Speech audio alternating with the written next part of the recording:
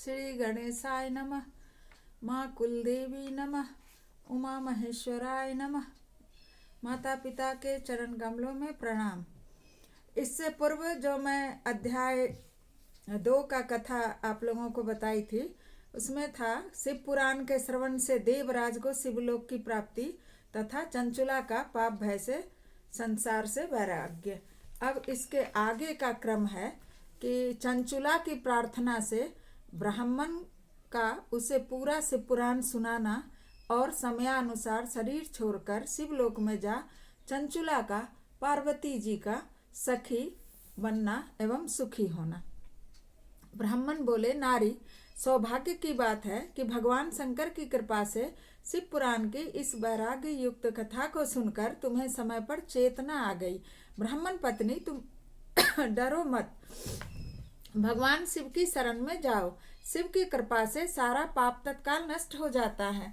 मैं तुमसे भगवान शिव की कीर्ति कथा से युक्त उस परम वस्तु का वर्णन करूंगा जिससे तुम सदा सुख देने वाली उत्तम गति प्राप्त करोगी। शिव की उत्तम कथा सुनने से तुम्हारी बुद्धि इस पश्चाताप से युक्त एवं शुद्ध हो गई है, साथ ही तुम्हारे मन में विषयों के प्रति वैराग्य हो गया है। पश्चाताप ही पाप करने वाले पापियों के लिए सबसे बड़ा प्रायश्चित है। सत्पुरुषों ने सबके लिए पश्चाताप को ही समस्त पापों का शोधक बताया है। पश्चाताप से ही पापों की शुद्धि होती है।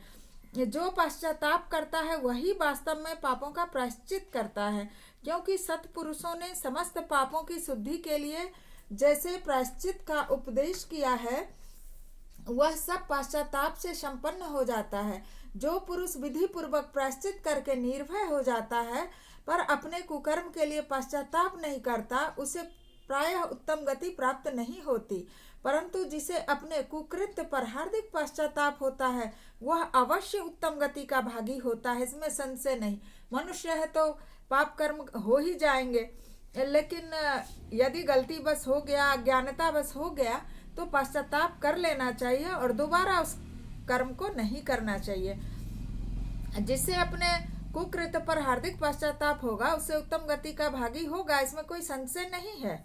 इस पुराण की कथा सुनने से जैसे चित्त की शुद्धि होती है वैसे दूसरे उपायों से नहीं होती। जैसे दर्पण साफ करने पर निर्मल हो जाता है, उसी प्रकार इस पुराण की कथा से चित्त अत्यंत शुद्ध हो जाता है, इसमें संशय नहीं है।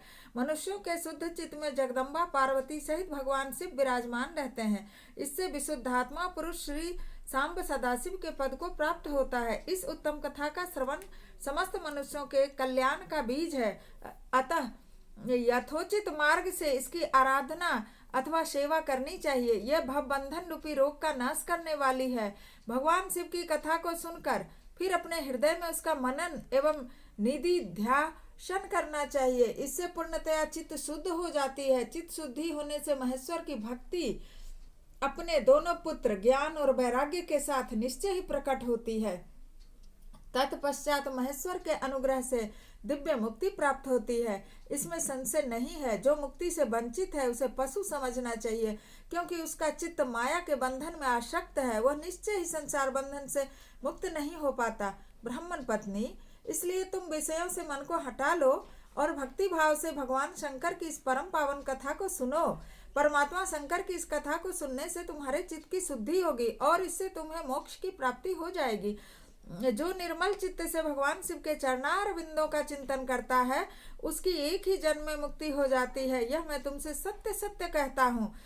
सूत जी कहते हैं, शौनक, इतना कहकर वे श्रेष्ठ शिव भक्त ब्राह्मण चुप हो गए। उनका हृदय करुणा से आर्द्र हो गया। वे शुद्धचित महात्मा भगवान शिव के ध्यान में मग्न हो गए।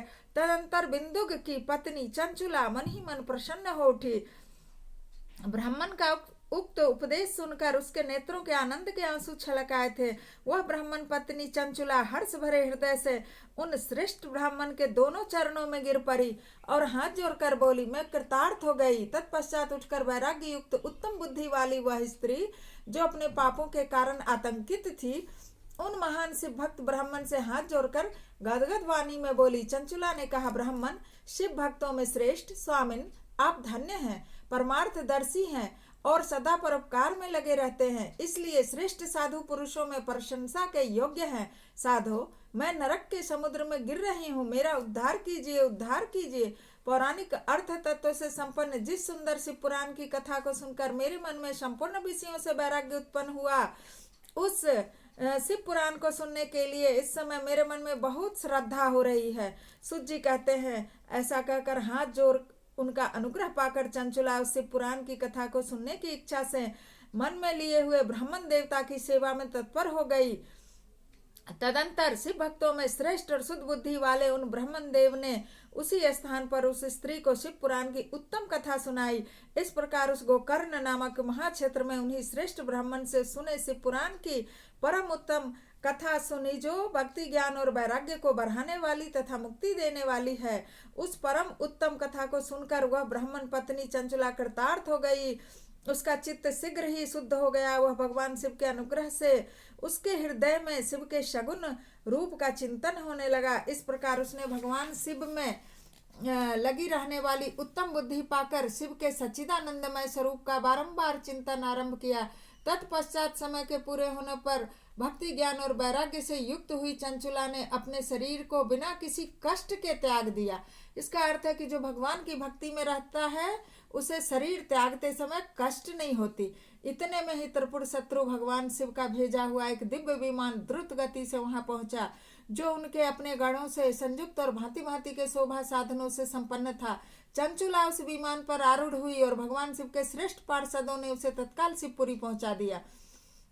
उसके सारे मल धुल गए थे। वह दिव्य रूप धारणी दिव्यांगना हो गई थी। उसके दिव्य अवयव उसकी शोभा बढ़ाते थे। मस्तक पर अर्धचंद्र का मुकुट धारण किए हुए वो गौरांगी देवी शोभाशाली दिव्य आभूषणों से विभूषित थी। शिवपुरी में पहुंचकर उसने सनातन देवता त्रिनेत्रधारी महादेव जी को देखा। सभी मुख्य मुख्य देवता उनकी सेवा में खड़े थे। गणेश, भृंगी, नंदीश्वर तथा वीरभद्रेश्वर आदि उनकी सेवा में उत्तम भक्ति भाव से उपस्थित थे।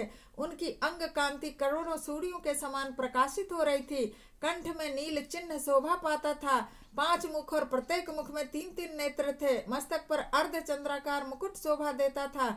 उन्होंने अपने वामांग भाग में गौरी देवी को बिठा रखा था, जो विद्युत पुंज के समान प्रकाशित थी। गौरीपति महादेव जी की कांति कपूर के समान गौर थी। उनका सारा शरीर श्वेत भस्म से भासित था। शरीर पर श्वेत वस्त्र शोभा पा रहे थे। इस प्रकार परम उज्जवल भगवान शंकर का दर्शन करके वह ब्राह्मण पत्नी चंचुला बहुत प्रसन्न हुई। अत्यंत प्रीति युक्त होकर उसने बड़ी उतावली के साथ भगवान को बारंबार प्रणाम किया। फिर हाथ जोड़कर बड़े प्रेम और आनंद से संतोष से युक्त हो विनीत भाव से खड़ी हो गई। उसके नेत्रों से आनंद आश्रुओं की अविरल धारा बहने लगी और संपूर्ण शरीर में रोमांच हो रहा था। उस समय भगवती पार्वती और भगवान शंकर ने उसे बड़े करुणा के साथ अपने पास बुलाया और सौम्य दृष्टि से उसकी ओर देखा। पार्वती जी ने तो दिव्य रूप धारणी बिंदुक प्रिया चंचुला को प्रेम पूर्वक अपनी सखी बना लिया। वह उस परमानंद घन ज्योति स्वरूप सनातन धाम में अविचल निवास पाकर दिव्य सौख्य से संपन्न हो अक्षय सुख का अनुभव करने लगी। इतना तीसरा अध्याय संपन्न हुआ। बोलिए भगवान शंकर की जय।